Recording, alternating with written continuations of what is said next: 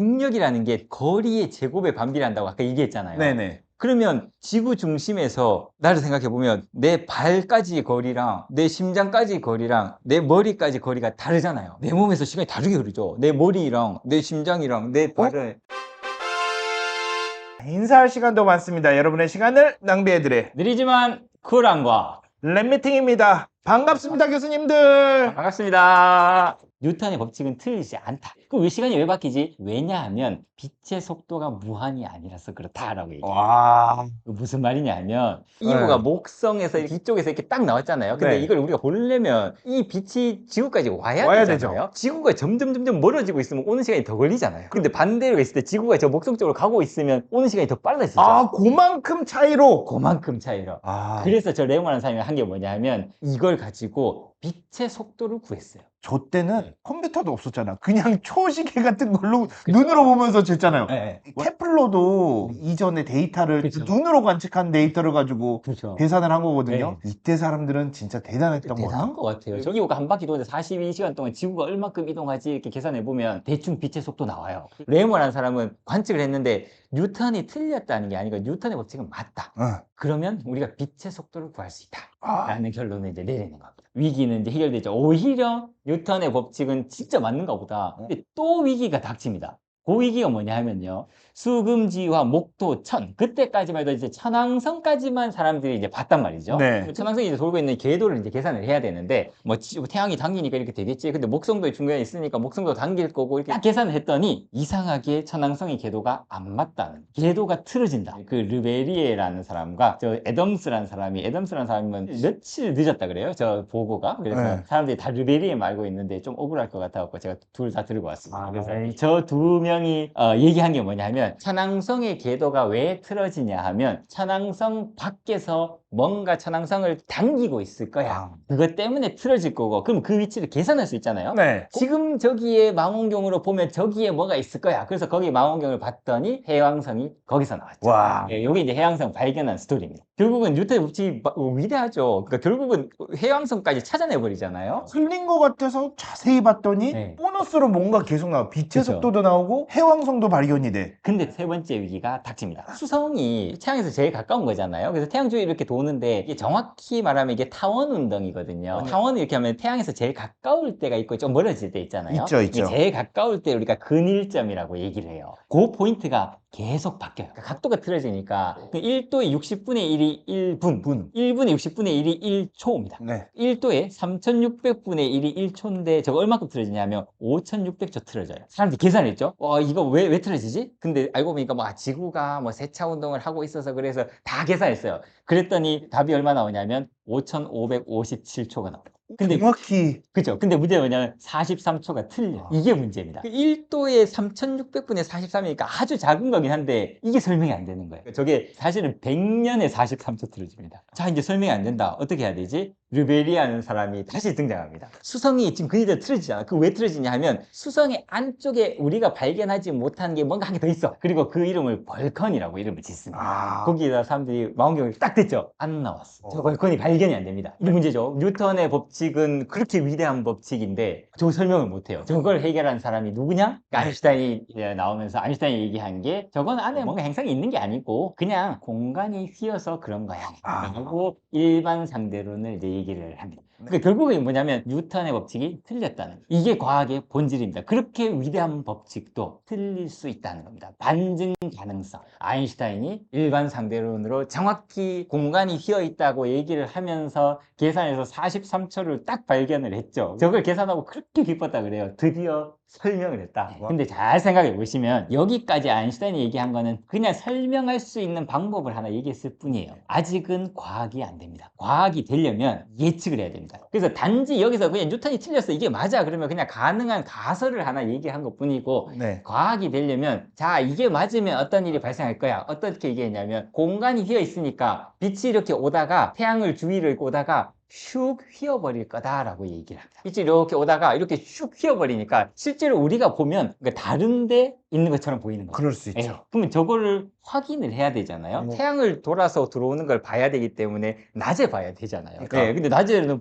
너무 밝아서 볼 수가 없잖아요. 그래서 일식이 일어날 때 보일 거야 라고 아인슈타인이 예측을 합니다. 일식이 일어날 때 저기 있는 별의 위치가 달라질 거다라는 걸 예측을 하고, 저 에딩턴이라는 사람이 일식이 일어나는 데를 찾아가서 실제로 그 관측을 하죠. 관측을 해서 그 다음에 이제 뉴스에 나온 게 저겁니다. 그래서 대서특필되죠. 예측을 했고 그게 맞았다라는 거. 제가 설명드리고 싶은 거는 과학의 본질이 있고요. 그래서 뭐 일반 상대론으로 이렇게 설명할 수 있지만 그게 맞으면 어떤 예측을 해야 되고 그 예측을 반드시 검증을 해줘야 된다. 그게 이제 과학의 본질이 되겠다라는 겁니다. 고전역학을 얘기하면서 제가 뉴턴에서 시작을 했잖아요. 과학 조건 요 세 가지. 이게 과학의 조건이고요. 근데 물리는 사실 하나가 더 있어요. 물리학자들이 되게 좋아하는 게 뭐냐면요. 이거예요. 보편성. 이거 되게 좋아해요. 누구에게나 다 네, 적용되는 네. 근데 법칙 하나로 이 자연 모든 걸 설명하고 싶은 거예요. 큰 꿈이죠. 네, 그렇죠. 그게 이제 과학의 조건이고, 그래서 여러분 이제 보시면 뭐 주변에 뭐 유사과학도 많고요. 그래서 막 이상한 것들 많습니다. 그리고 과학적이다라고 했을 때 그 과학은 도대체 뭘까? 이런 특성을 가진다는 겁니다. 과학은 확실성이 아닙니다. 과학은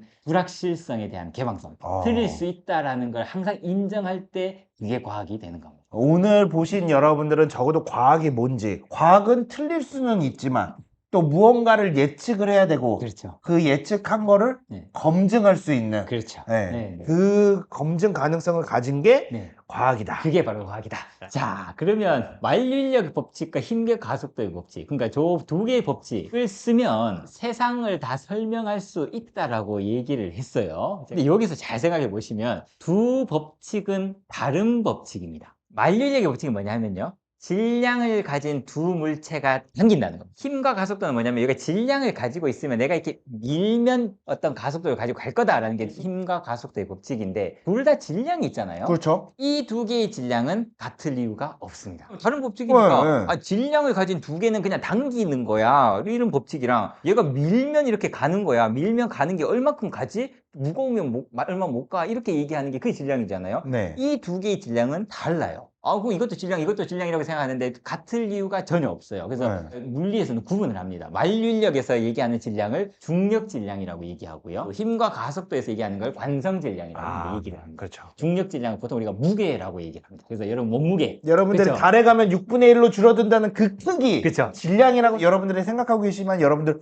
몸무게라고 얘기를 하잖아요. 그렇죠. 네. 몸무게가 바뀌는 거죠. 달에 가면 체중계 올라가면 몸무게 줄어요. 근데 달에서 내가 힘을 줘서 얘가 움직일 때 이건 중력하고 상관없거든요. 그냥 내가 힘을 주면 얘가 이렇게 간다는 건데, 이때 가속도는 지구에서 그러니까요. 하든 달에서 하든 바뀔 이유가 없거든요. 그러면 이제 과학자들이 근데 같은 것 같은데? 그래서 제가 아까 어떻게 했냐면 요 두 개 식이 있잖아요. 위에 F는 이렇게 있고요. 그 밑에는 힘과 가속도의 법칙인데, 저 F를 갖다가 밑에 놓고 M을 약분했어요. 질량이라는 걸 두 개를 약분을 해서 제가 말씀을 드렸거든요. 근데 이 두 개의 질량은 같을 이유가 없거든요. 그래서 약분이 안 되면 어떻게 되지? 아까 그냥 지우셨잖아요. M은 그냥 약분되고요. 이렇게 해서 중력 가속도를 구했거든요. 네. 같아야 될 이유가 없습니다. 근데 지금 색깔이 다르잖아요. 지울 수가 없는 거예요. 색깔이 다르면 지우면 안 돼요. 안 지워주면 어떻게 되지? 그러면 중력 가속도가 달라진다는 거거든요. 만약에 저게 사실이면 물체마다 떨어지는 속도가 다 다를 겁니다. 깃털이 천천히 떨어지는 이유는 공기 저항 때문이야. 그래서 실제로는 얘가 이제 공이나 깃털이나 똑같이 떨어진다. 진공 중에는 이렇게 되어 있잖아요. 근데 저 두 개의 질량이 다르면 얘가 같이 떨어질 이유가 없습니다. 맞아요. 네, 그래서 이거 확인해야 됩니다. 제가 직접 할 수는 없고 여기를 진공으로 만들 수는 없으니까. 그러니까요. 그래서 그 영상이 있어가지고. 근데 제가 이게 지금 보여드리는 영상이 네. BBC 다큐멘터리에서 한 건데 너무 유명한 영상이었지. 네. 우리 지구상에서 저기서밖에 할 수 없는 실험이에요. 맞아요. 지금 옆에 뭐 볼링공 같은 게 있죠? 그리고 깃털이 있습니다. 동시에 딱 떨어뜨립니다. 진공 중에. 진짜 진공을 만든 거예요. 네, 저 큰 공간에 진공을 만들었어요. 저거 제가 알기로는 저기 진공 빼는데 거의 하루 거의 걸렸거든요. 정말 똑같이 떨어지죠. 근데 두 개의 질량은 같을 이유가 없는데 왜 같지? 그러니까요. 이런 질문을 당연히 하거든요. 네. 그래가지고 과학자들은요, 그 쉽게 안 받아들입니다. 못 틀렸다는 걸 증명하고 싶거든요. 진짜 의심 많이 하거든요. 그래가지고 어떤 사람이 이제 실험을 합니다. 이걸 어떻게 실험을 했냐면 저렇게 실험했어요. 이 그림에서 보시는 것처럼 중력 질량과 관성 질량이 다를 거야 라고 생각을 하면, 자, 이게 지구에다가 저걸 딱 매달아 놓으면 지구가 당기는 중력이 있겠죠? 근데 지구가 돌잖아요? 자전을 하기 시작을 하면 원심 원심력이라는 걸 봤잖아요. 근데 이 원심력은 중력이랑 상관없거든요. 이 원심력은 말 그대로 그냥 F는 ma 때문에 그냥 나오는 거거든요. 그냥 생기는 거죠. 가속도가 있으니까 네. 원심력과 중력이 동시에 영향을 받을 텐데 네. 이 두 개의 질량이 다르면 틀어질 거다 라고 생각을 하고 저 실험을 합니다. 두 개를 이렇게 다른, 하나는 금이고 뭐 하나는 불인가 막 네, 그럴 네. 겁니다. 그래서 매달 놓고 얘들이 관성 질량과 중력 질량이 다르면 그 중력과 원심력으로 양쪽이 당겨서 평경이 돼 있는데 그게 약간 틀어질 거다. 근데 얼마 안 돌겠죠. 아주 약하게 돌 테니까 저런 거 어떻게 측정하냐면요. 저 그림 잘 보시면 저 거울 하나 달려 있거든요. 아까 그 수성에 뭐 43초잖아요. 이게 진짜 조금 움직일 거거든요. 네. 그거 어떻게 측정하냐면 눈으로는 당연히 안 보이죠. 그래서 멀리서 이렇게 빛을 쏴요. 거울에 반사돼서 이렇게 가잖아요. 그러면 약간만 틀어져도 저 멀리 가면 많이 바뀌잖아요. 네. 저 실험을 했어요. 알아낸 게 뭐냐면 그 만륜력에서 그 얘기한 그 질량하고요. 힘과 가속도에서 얘기한 그 두 개의 질량이 같은데 실험에 오차라는 게 있으니까 1조분의 1 정확도로 같아. 그보다 더한 거는 내가 실험을 더 정밀하게 못 하겠는데 내가 실험할 수 있는 한계가 있으니까 내 한계에서는 이거 구분을 못 하겠다. 이거 두 개 같다. 나의 1조분의 한계치를 말해주는 거죠. 그렇죠. 이 상황이 되면 두 가지 생각을 할 수 있습니다. 첫 번째는 두 개의 질량이 같을 이유가 없거든요. 다른 법칙이니까. 네. 우연히 같을 거고 1경분의 1 정도 측정할 수 있는 거 만들면 이거 차이가 날 거야. 그렇죠, 그렇죠. 라고 생각하는 사람이 있을 수 있고요. 네. 어떤 사람은 두 개 완전히 같은가 보다. 저 정도 했는데 같으면 이거 그냥 두 개 같은 거 아닌가? 이렇게 생각할 수 있잖아요. 그렇죠, 그렇죠. 그래서 그냥 같다고 생각해 보자. 그냥 같은 것 같다. 라고 얘기하는 사람이 누구냐 하면 아인슈타인이 와. 그러면 이제 질문하는 거죠. 이게 같으면 어떤 일이 발생해야 되지? 그래서 아인슈타인이 생각한 게 교과서 같은 데 많이 보셨을 그림인데요. 이게 무슨 말이냐면 여러분이 지구에 이렇게 있으면 내가 딱 서 있잖아요. 네. 내가 서 있을 수 있는 이유는 지구가 당기니까. 생각해보면 여러분 엘리베이터를 타고 위로 탁 올라가면 밑으로 쏠리는 힘을 느끼잖아요. 있죠. 누구나 느끼죠. 그죠. 엘리베이터 타고 탁 올라가는 순간 밑으로 딱 쏠리는 힘을 느낀단 말이죠. 네. 요거는 중력하고 상관없어요. 요런 거 우리가 관성력이라고 이제 얘기를 합니다. 네. 근데 관여되는 질량은 관성 질량이고 지구가 당기는 거는 중력 질량이고 근데 두 개는 같으면 어떤 일이 발생하지? 구분할 수 없는데 이 두 개의 상황을 구분할 수 없다. 내가 지구에 지금 있는 건지 아니면 내가 로켓을 타고 로켓가 위로 갑자기 막 가속하고 있는 건지 나는 구분할 수가 없다. 그러면 어떤 일이 발생을 해야 되지? 저 옆에 빛이라고 써 있는 저 노란 네. 거 있잖아요. 노란 게 빛이 오른쪽으로 그냥 쭉 갈 거예요. 그리고 네. 나는 로켓을 타고 위로 이제 가속합니다. 속도가 점점 빨라져요. 네네네. 그러면 저 빛이 내가 로켓을 타고 있으면 어떻게 되지? 잘 보세요. 갑니다. 로켓을 타고 있으면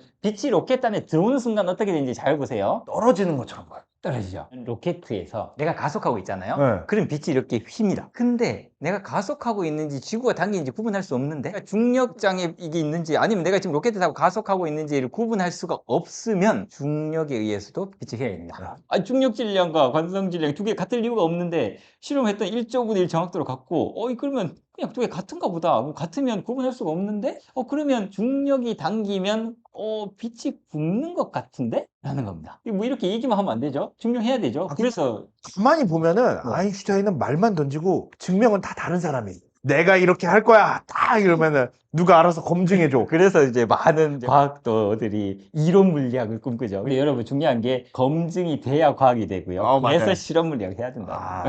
약간 아인슈타인이 중력파가 있을 거다라고 얘기는 했는데 네. 검증은 못 하셨잖아요. 그렇죠. 100년 후에 결국은 증명해내잖아요. 네. 그래서 어쨌든 휘는 걸 관측을 해야 되는데 그게 닝턴이 한 거죠. 네. 실제로 일식을 할 때 봤더니 정말 빛이 휘더라 라는 걸 이제 본 겁니다. 그래서 이제 아인슈타인이 이제 얘기한 게 이거는 아주 엄밀하게 정확한 설명은 아닐 수 있는데요. 그냥 여러분에게 직관적으로 이제 설명을 드리려고 이제 말씀을 이제 드린 겁니다. 자, 이 상황에서 잘 생각해 보세요. 빛이 휘었어요. 네. 뉴턴이 뭐라고 얘기했냐면 질량을 가진 두 개의 물체는 당긴다라고 네. 했어요. 근데 빛은 질량이 없잖아요.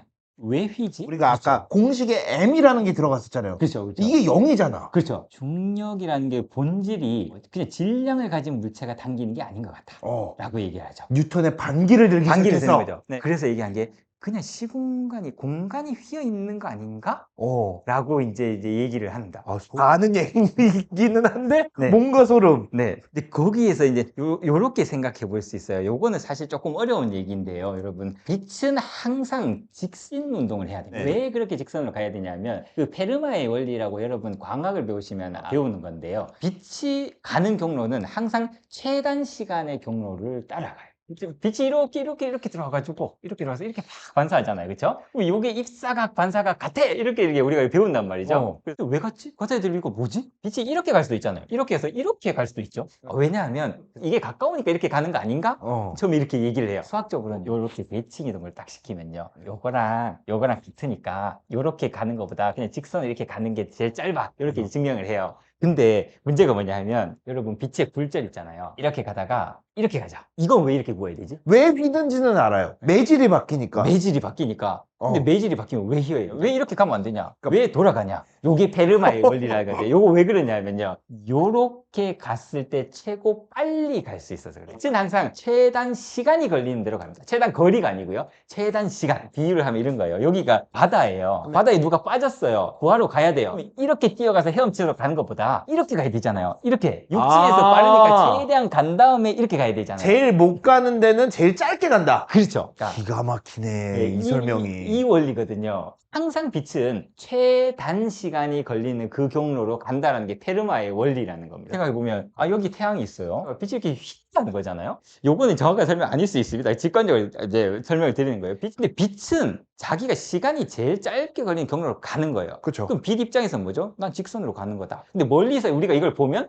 빛이 휘는데? 근데 아인슈타인 얘기한 게 뭐냐면, 빛의 속도는 항상 일정해야 돼. 빛은 여기서 여기까지 내가 그냥 100m를 그냥 10초 만에 간다라고 생각을 하는 거예요. 근데 우리가 여기서 보면 돌아가니까 110m를 가야 되잖아요. 네. 그러면 시간이 얼마 걸리죠? 시간이- 속도는 똑같아야 되니까 11초 걸려서 가야 되잖아요. 왜 그러지? 빨리 가야 되는데? 시간이 다르게 간다는 거예요. 빛이 가는 거라고 멀리서 봤을 때랑 이 두 개가 다른 겁니다. 그 빛의 속도는 같아야 되기 때문에 결국은 뭐가 바뀌어야 되냐면 시간이 바뀌어야 돼요. 직관적으로는 그런 겁니다. 그래서 빛이 이렇게 휘어야 되니까. 근데 저런 생각을 이제 할 수가 있습니다. 그러니까 결국은 뭐냐면 여기서 얘기하고 싶은 거는 중력이 작용하면 빛이 휘고 중력이 작용하면 시간이 느리게 가는 거예요. 근데 속도가 우리가 단위가 킬로미터 퍼 네. 세크잖아요. 근데 이게 변하면 안 되는 거야. 그쵸? 근데 이게 늘어났어. 그쵸? 그럼 이게 줄어야 돼. 그쵸? 시간이, 거리가 늘어나니까. 이게 늘어나면 이게 줄어야 되는 거죠. 네. 왜냐면 빛의 속도는 일정해야 되니까. 그냥 그런 건 빛이 그런 거죠. 네. 속도가 일정해야 되니까 네. 이 시간과 공간이 막 바뀌어야 된다라는 겁니다. 그렇게 얘기하는 게 이제 아인슈타인의 상대성 이론이고요. 특수 상대론과 일반 상대론 차이는, 일반 상대론은 중력을 얘기를 하죠. 그래서 중력이 작용하면 휘어야 되고 그때 시간은 다르게 갈 거다라는 겁니다. 인터스텔라라는 영화 보시면 뭐 그런 거 나오잖아요. 이렇게 막 가서 그 대원들이 그 어떤 행성에 이렇게 착륙했는데 네, 그렇죠. 집채만한 파도가 이렇게 오는데 중력이 엄청 센. 맞아. 거기 이게 들어갔다가 나오니까 동료가 갑자기 아저씨가 막 수염이 이만큼 나와 있고 딸이었는데 저 블랙홀 한번 근처에 갔다 왔더니 딸이 할머니가 돼 있고 이제 그 얘기가 이겁니다. 근데 중력이 강한 곳에 가면 시간이 느리게 간다. 근데 잘 생각해 보면 중력이라는 게 거리의 제곱에 반비례한다고 아까 얘기했잖아요. 네네. 그러면 지구 중심에서 나를 생각해 보면 내 발까지 거리랑 내 심장까지 거리랑 내 머리까지 거리가 다르잖아요. 내 몸에서 시간이 다르게 흐르죠. 내 머리랑 내 심장이랑 내 발을 그래가지고 사람들이 진짜 다른가? 이제 재봐야 돼. 이거 확인해야 되잖아요. 과학자는 확인해야 되니까. 그래서 좋은 논문이 뭐냐면요, 아주 정확한 시계를 만들었어요. 300억 년의 1초 오차를 가진 시계를 만들었대요. 심지어 휴대용이에요. 그게 들고 다닐 수 있는 거. 네네네. 만들었다. 근데 엄청 정확한 시계야. 그래서 이걸 어떻게 자랑하지? 그래서 시간이 진짜 다르게 가는지를 재보자. 도쿄 가면 도쿄 지난주에 타워인가? 다녔습니다. 아, 그래요? 네, 저기 가가지고 실제로 쟀어요. 450, 높이가 450m예요. 네, 450m. 450m 위에는 시간이 1초당 4나노초. 나노는 10의 마이너스 9승이잖아요. 그래서 15분의 4초 진짜 빨리 가더라. 사람 키가 한 1m 50이니까 네. 그 생각하면 저보다 훨씬 작겠죠, 실제로는. 그런데 그게 사실이라는 겁니다. 여러분의 머리와 여러분의 발은 지금 시간이 다르게 흐르고 있다라는 게 물론 느낄 수는 없겠지만 사실이다라는 겁니다. 네. 여러분들 네. 고층 아파트에 살고 계신 분들 손해보고 계시는 겁니다. 지금 시간이 빨리 가고 있어요. 그렇죠. 참고로 저는 1층에 살고 있습니다. 거의 뭐 구분할 수 없죠. 네. 나노초 정도 구분할 수 없는데 원리적으로는 그렇다는 겁니다. 네, 근데 뭐 그 정도 작은 거는 그냥 무시해도 되지 않아요, 이렇게 생각을 하시겠지만 무시하면 사실 안 되죠. 여러분이 이제 매일 사용하고 있는데, 여러분 뭐 차를 타면 내비게이션 찍고 그거 다 GPS가 다 달려 있잖아요. 그렇죠. 그리고 핸드폰으로도 다 이렇게 찍고 여러분 지금 어디 있는지 정확한 위치를 거기에 가르쳐 주잖아요. 네. 근데 이 GPS 위치를 도대체 어떻게 잡을까? 인사할 시간도 많습니다. 여러분의 시간을 낭비해드릴 느리지만 쿨한과 랩미팅이었습니다. 감사합니다, 교수님들. 감사합니다.